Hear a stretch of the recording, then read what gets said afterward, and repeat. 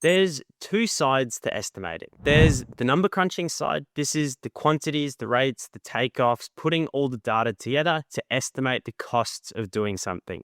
Two estimators with the same input data should end up with the same cost. You can also think of this as the objective side of estimate. Then there's the strategic side of estimating, which isn't necessarily about crunching numbers, but it's about the whole strategy of how you approach bids so you can secure profitable projects. Construction is a highly commoditized industry. So as much as estimating is about objective calculations and calculating costs, it's as much about how you actually win projects at a price and with terms and conditions you can deliver them profitably. So here's how estimating actually happens. A set of bid documents land on your desk. Drawings, specifications, a scope of works, and maybe even a detailed pricing schedule with a bill of quantities. Your job is then to take that information and use it to secure a profitable project. This starts with step number one, which is the conceptual or parametric estimate. Before you get into any sort of detail, you should work out roughly what this project is going to cost. You do this with historical cost data. So for example, if it's a building, you could use previous cost per meter squared of a building to calculate the cost of this building, or if you're building a solar farm, you could use ratios like dollar per megawatt to calculate the cost of building a solar farm. The goal here isn't necessarily accuracy, but it's determining roughly what is this project going to cost and what are the different components of this cost. This is a very important input to planning your estimate. How long is it going to take? What resources do you need? What sort of project is this? And is it actually something that fits your business? Step number two is then to review the bid documents. Read the contract, the scope of works, the specifications, go through the drawings in detail and understand the scope of the project. What are you actually being asked to price? In my experience, once you actually know the quantities, you've got the drawings, calculating the costs just isn't that difficult. Sure, people make calculation errors, maybe people stuff up production rate, but it's fundamentally not that challenging. Most mistakes that I see in estimates are people misinterpreting the scope of works. They exclude something that should have been excluded in their estimate, or they miss an entire task. You might miss a note on drawing 47 that specified a specific type of light fitting that you had to include in your price, and you opted for a cheaper model. Often, the most challenging and important part of preparing an estimate is actually understanding the scope that you're pricing. At the end of this step, you should really understand three things. What exactly is the scope of works? What are the physical works you need to do to build the building?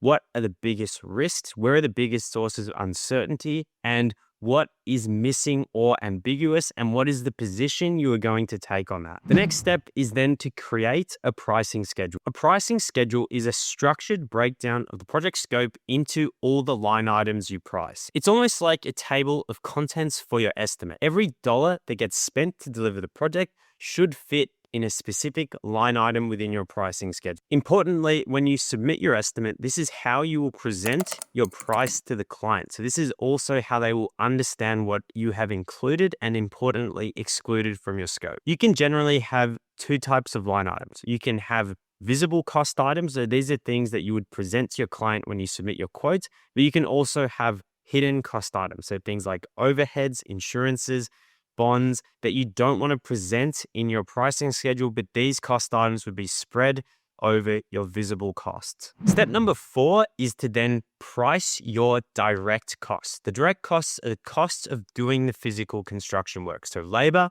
plant, material, and subcontract costs. Really two fundamental parts we take depending on the type of works. We can have subcontracted work. So this is when we engage an external subcontractor to complete the works for us. Our ability to price subcontracted works accurately reflects our ability to get accurate prices from the market. We define and articulate what we want with a scope of works. We then get 3 to 5 quotes per package.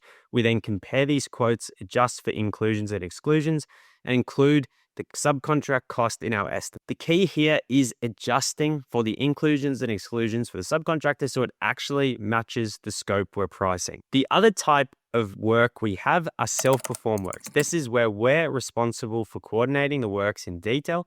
We're engaging the labor, plant, materials directly. We take on the production and quantity risk. For these sorts of works, you would measure the detailed quantities from the drawings and develop a bill of materials. You work out how much concrete you need, how many light fittings there are to install, and how many linear meters of trenching you have to do. Then to these items that you've taken off your drawings, you then apply your labor, plant, materials in ratios to reflect the activity. So for example, trenching, you might have a crew of an excavator operator and a spotter and a tandem dump truck. At that, this crew can do 50 meters of trenching per day.